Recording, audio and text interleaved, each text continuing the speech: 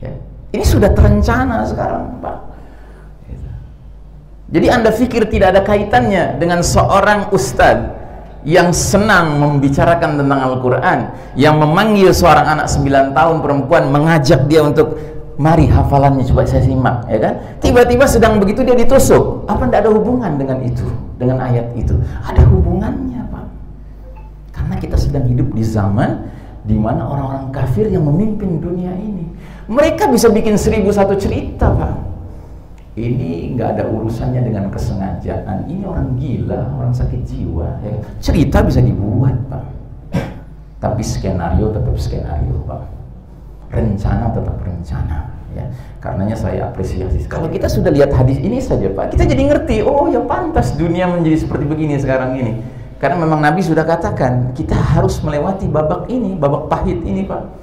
Babak di mana umat Islam babak belur.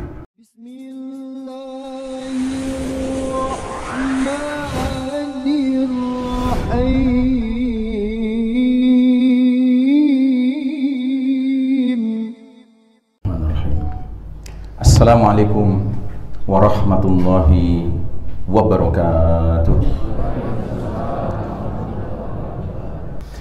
Saudara sekalian rahimakumullah, kita masuk ke pembahasan pagi hari ini. Umat Islam sedang menjalani babak paling kelam dalam perjalanan sejarahnya. We are living in the darkest chapter of the Islamic history. Ini adalah babak paling gelap, paling kelam dalam sejarah umat Islam. Inilah babak di mana Allah Subhanahu wa taala menguji kita umat Islam dengan posisi sedang kalah. Sebaliknya, kaum kafir khususnya Barat, Amerika, Eropa, Yahudi, Nasrani diizinkan Allah memimpin dunia, berjaya mereka, ya. Sadari, Pak, tidak mungkin mereka berjaya memimpin dunia kalau bukan karena mendapat izin dari Allah. Cuma sayang, kita orang Indonesia nggak ngerti bahasa Arab, tidak mampu membedakan antara izin Allah dengan ridha Allah. Padahal izin Allah dengan ridha Allah itu berbeda, Pak. Semua yang terjadi di dunia ini hanya bisa terjadi karena mendapat izin Allah. Tapi apa semua yang terjadi di dunia pasti Allah ridhai? Kan tidak. Contoh, apa ada pencurian bisa berlangsung tanpa izin Allah? Apa ada? Tidak mungkin. Semua pencurian kelas kecil maupun kelas kakap, ya, itu hanya bisa terjadi karena izin Allah. Tapi pernahkah Allah ridha dengan pencurian? Allah tidak pernah ridha dengan pencurian. Perzinahan, ya, apa mungkin ada perzinahan terjadi di dunia ini tanpa izin Allah? Tidak mungkin. Tapi tidak pernah Allah mengizinkan, meridhai perzinahan. Tidak pernah. Bahkan ayatnya berbunyi bukan jangan lakukan zina, ya, tapi la taqrabuz zina, jangan dekati zina. Jadi semua pintu menuju ke arah zina itu harus ditutup rapat-rapat. Nah, begitu juga dengan kepemimpinan kaum kafir Yahudi Nasrani atas dunia hari ini. Dia hanya bisa terjadi karena Allah izinkan. Allah ridha dengan kepemimpinan mereka? Allah ridha? Allah tidak ridha. Kenapa? Karena jenis kepemimpinan yang Allah ridhai hanyalah bila satu, yang memimpin adalah kaum beriman, dan ada syarat kedua, bukan hanya yang memimpin kaum beriman, Pak, tapi kaum beriman yang memimpin itu menjunjung tinggi aturan dan hukum Allah Subhanahu wa taala. Barulah itu kepemimpinan diridhai Allah Subhanahu wa taala. Dan kita hari ini tidak sedang hidup di bawah naungan kepemimpinan yang diridhai Allah Subhanahu wa taala. Karena Allah sedang menguji kita umat Islam dengan posisi tidak memimpin, tapi malah kaum kafir yang Allah izinkan memimpin dunia ini. Tapi Ustadz, pemimpin-pemimpin kami Muslim kok di wilayah kami, di negeri kami. Ya, kita nggak bisa bicara kepemimpinan hari ini tanpa memandang dengan sudut kacamata yang sifatnya global, Pak. Hari ini tidak ada ceritanya satu urusan hanya berdiri sendiri di satu tempat. Tidak, Pak. Semua terkait jaringan dunia. Ya, karena kita sudah hidup di era yang namanya globalisasi. Kalau eranya globalisasi, segala sesuatunya www, World Wide Web, ya, jaringan mendunia. Ya, pernah lihat istilah www itu? Ya, di mana itu biasa kita temukan? Di internet, ya. Ya, kalau buka alamat itu www, itu menyadarkan kita sudah hidup sekarang ini di era jaringannya sudah jaringan kelas dunia. Nggak ada ceritanya suatu wilayah tertentu bisa berdiri sendiri, bisa berjalan sendiri tanpa ada campur tangan dari jaringan mendunia. Karena apa? Karena kita sedang hidup di era science and technology mutakhir, yang mana sarana komunikasi sudah tidak lagi terbatas, sudah sangat berkaitan, berkelindan satu wilayah dengan wilayah lain. Contohlah, suatu kejadian di Amerika hari ini juga kita akan dengar beritanya, padahal kita nggak pernah ke Amerika, ya kan? Satu kejadian di ujung kampung mana di Sumatera Barat ini, itu orang di Rusia bisa dengar hari ini juga beritanya. Ya, karena apa? Karena kita sudah hidup di era serba jaringan mendunia, ya. Nah, jadi saudaraku rahimakumullah, dengan kepemimpinan mereka atas dunia ini, apa yang terjadi? Kita menghadapi banyak fitnah, ya. Dan Nabi mengatakan dalam hadisnya, badiru bil a'mali fitanan kaqita'il lailil muslim. Bersegeralah kalian beramal sebelum datangnya fitanan, bukan fitnah Pak, fitanan. Beda, fitnah itu satu ujian, kalau fitanan itu banyak ujian. Seperti malam yang gelap gulita. Jadi Nabi menggambarkan kondisi kita sekarang ini sudah seperti malam yang gelap gulita. Kita masih merasakan nikmatnya terang pagi hari, terang siang hari, terang sore hari. Tapi di sini gelap, maksudnya gelap maknawi, Pak, bukan gelap fisik. Apa maksudnya gelap maknawi? Maksudnya adalah kegelapan nilai-nilai menyelimuti kehidupan umat manusia hari ini. Jadi bukan nilai-nilai yang terang yang menyelimuti kita, tapi nilai-nilai yang gelap, Pak. Misalnya apa? Nilai kekufuran, nilai kefasikan, nilai kemunafikan, nilai kesyirikan, nilai kemaksiatan, nilai kemungkaran, nilai kezaliman. Ini kan menyelimuti kita hari ini, Pak. Setuju Bapak dengan saya? Atau Bapak ingin mengatakan, nggak begitu-begitu amat, Ustaz. Masya Allah, kita hidup di bawah naungan keadilan sekarang. Luar biasa kita merasakan orang di mana-mana taat kepada Allah Ta'ala. Kalau Anda berpikir seperti itu, saya sarankan mungkin tadi pagi Anda bangun belum berwudu, ya. Coba berwudu dulu. Akhirnya Anda mungkin akan sadar, enggak begitu dunia kita sekarang. Ini dunia yang kelam, Pak, hari ini. Kenapa kelam? Karena yang diberi hak memimpin dunia tidak mau menggunakan sumber cahaya yang semestinya. Apa itu? Al-Quran. Allah berfirman dalam muqaddimah surat Ibrahim, Alif Lam Ra, Inna nazzalna ilaikal kitaba litukhrijan nasa minaz zulumati ilan nuri biizni rabbihim ila siratil azizil hamid. Alif Lam Ra, kitab Al-Quran ini kami turunkan dia kepada engkau Muhammad SAW, agar engkau keluarkan manusia dari gelap gulita menuju cahaya terang benderang, dengan izin Rabbnya menuju jalan Allah yang maha perkasa lagi maha terpuji. Jadi waktu Nabi diutus, Jazirah Arab, khususnya Mekah, itu sedang tenggelam dalam zulumatil jahiliyah, kegelapan jahiliyah. Datanglah Nabi diutus Allah dan perlahan tapi pasti diberikan wahyu Al-Quran. Nah, dengan wahyu Al-Quran itulah Nabi menyinari kondisi Jazirah Arab yang gelap itu menjadi terang benderang. Nah, hari ini Pak, yang mimpin dunia jangankan lagi mau menggunakan Al-Quran sebagai sumber cahaya, bahkan mereka mencampakkan Al-Quran sebagaimana Allah firmankan dalam surat Fusilat, wa qala alladziina kafaru la tasma'u li hadzal Qur'an walghaw fihi la'allakum taghlibun. Berkatalah orang-orang kafir, jangan kalian simak Al-Quran ini dan buatlah hiruk pikuk di sekitar Al-Quran supaya kalian bisa mengalahkan mereka orang-orang beriman itu. Ya. Ini sudah terencana sekarang, Pak.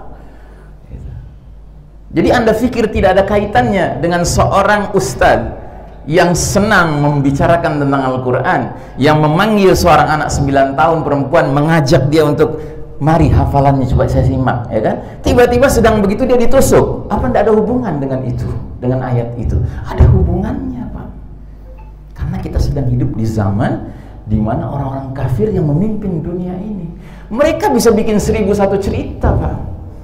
ini nggak ada urusannya dengan kesengajaan. Ini orang gila, orang sakit jiwa. Ya. Cerita bisa dibuat, Pak. Tapi skenario tetap skenario, Pak. Rencana tetap rencana. Ya.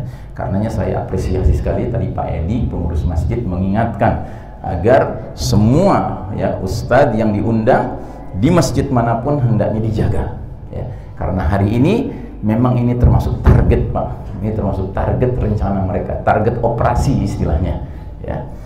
Nah, jadi saudaraku rahimakumullah, kondisi gelap ini sudah dijelaskan Nabi dalam hadis yang lain, yaitu hadis periodisasi atau hadis ringkasan sejarah umat Islam. Jadi Nabi pernah menyampaikan suatu hadis yang meringkas perjalanan umat ini dari awal sampai akhir, yang ternyata kata Nabi kita, umat ini akan melewati 5 periode, 5 babak, 5 fase perjalanan sejarahnya. Dan uniknya hadis ini, satu periode menuju periode berikutnya diberi nama oleh Nabi, dikaitkan dengan karakteristik kepemimpinan yang sedang berlaku pada zaman itu. Dan saya yakin kalau Bapak dan Ibu tahun lalu waktu saya berbicara di sini hadir dan menyimak, ya kan, pasti masih ingat kita sekarang ini sudah berada di babak keberapa? Hah? Masya Allah, Bapak masih ingat babak keempat, ya. Bayangkan dari 5 babak perjalanan umat Islam, kita sudah di babak keempat. Ibarat menonton film di bioskop, kita tahu film itu 5 babak, begitu sampai karena macet jalanan terlambat sampai film sedang menayangkan babak keempat. Hitungannya kita hadir di awal film, di tengah film, menjelang akhir film. Menjelang akhir film, ya. Dan biasanya kalau filmnya film laga, Pak, 5 babak, babak keempat jagoannya sedang menang, sedang kalah. Sedang kalah-kalahnya. Bahkan biasanya sutradara membuat kesan cerita jagoannya akan mati ini. Dan kita yang nonton pun sudah dalam hati, wah mati, jagoan mati. Tiba-tiba menjelang berakhir film, masuk babak kelima, jagoannya menang. Ya, kita sedang senang melihat jagoannya menang, sedang sumringah, sedang tersenyum, ya. Tiba-tiba filmnya berakhir, nggak diceritakan panjang lebar jagoannya menikah, berkeluarga, punya anak, punya cucu, nggak diceritakan lagi. Ya. Nah, kira-kira begitu juga dengan perjalanan kita, karena cerita kita ini yang buat bukan sembarang sutradara, ini Allah Ta'ala yang membuat cerita ini. Wal aqibatu lil muttaqin. Akibat terakhir dari perjalanan akan senantiasa berpihak pada orang-orang bertakwa. Bahwa sekarang kita sedang pahit di babak keempat ini, ya ini skenario Allah, ya, skenario Allah Ta'ala. Babak keempat namanya apa? Namanya babak mulkan jabariyatan. Jadi Nabi mengatakan di babak keempat umat ini akan merasakan kepemimpinan para penguasa yang memaksakan kehendak mereka, yang berarti mengabaikan kehendak Allah dan Rasulnya. Ya. Kalau kita sudah lihat hadis ini saja, Pak, kita jadi ngerti, oh ya pantas dunia menjadi seperti begini sekarang ini. Karena memang Nabi sudah katakan kita harus melewati babak ini, babak pahit ini, Pak. Babak di mana umat Islam babak belur, ya. Dan Masya Allah, kalau kita lihat 5 babak ini ada garis merah, Pak, mengiringinya dari babak ke babak. Saya tegaskan, garis merah ini bukan garis kemiskinan, Pak. Ini adalah garis pembatas kapan umat Islam berjaya, berada di atas posisinya, dan kapan umat Islam sedang kalah, sedang runtuh, berada di bawah posisinya. Dan ini sunnatullah, ini hukum Allah. Allah sudah jelaskan dalam sebuah ayat surat Ali Imran 140, sebuah sunnatullah, hukum Allah di dunia fana ini namanya sunnatut tadawul, sunnah pergiliran. Bunyinya watilkal ayyamu nudawiluha bainan nas.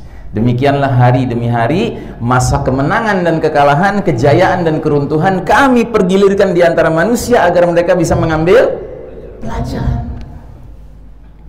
Jadi janganlah kita kaum mukminin ini karena sedemikian inginnya rahmat Allah terus berlebihan dalam berdoa, sampai ke tingkat seperti mengatur Allah, ya Allah berikan kemenangan pada kami, gitu ya. Jangan Pak. Kenapa? Karena jadwal kemenangan yang tahu siapa? Allah. Kalau jadwalnya lagi kalah, ya yang kita minta kesabaran Pak. Itu yang kita minta, keistiqomahan itu yang kita minta. Karena kita tidak tahu sampai kapan kita harus mengalami kondisi sulit ini. Yang pasti kondisi ini adalah untuk menguji agar manusia bisa ya membuktikan siapa dirinya.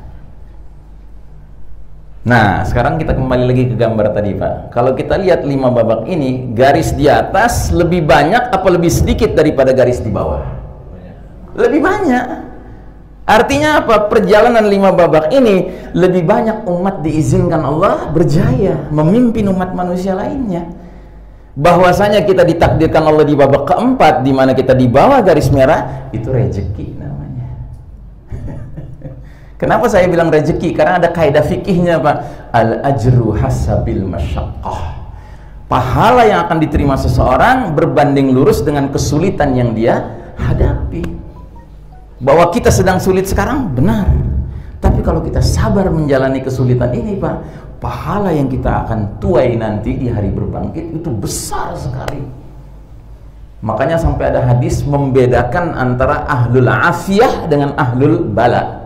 Ahlul afiyah itu orang-orang beriman yang waktu di dunia hidupnya senang, hidupnya menang, hidupnya punya banyak keluangan, ya, banyak kemudahan, ya. Sementara ahlul bala adalah orang-orang beriman yang waktu hidup di dunia banyak menghadapi bala, ujian, cobaan, kesulitan hidup, kesempitan hidup. Nanti di hari berbangkit ketika dikumpulkan semua orang beriman, semua beriman nih Pak, tiba-tiba ahlul bala diangkat posisinya sama Allah. Diangkat, saking tingginya posisinya sehingga ahlul afiyah yang nggak diangkat menengadah melihat mereka, dan setelah menengadah mereka merasa iri betapa mulianya ahlul bala itu, sampai akhirnya mereka berkata, ya Allah, kalau aku tahu kemuliaan yang akan diterima ahlul bala, lebih baik aku dulu di dunia matinya itu dicincang-cincang sehingga tubuhku menjadi kecil-kecil dagingnya. Masya Allah Ta'ala, ya. Tapi kan kita nggak berpikir begitu ya Pak ya. Kita berpikirnya selalu ingin yang senang, yang tenang, yang menang ya. Padahal kalau kita merenungi dalam-dalam, kesulitan yang Allah berikan justru adalah kesempatan untuk memperlihatkan di hadapan Allah as-sabru wal musabarah, sabar dan perlipat gandaan kesabaran itu yang akan mendatangkan buah pahala yang berlipat ganda. Nah, jadi saudaraku rahimakumullah,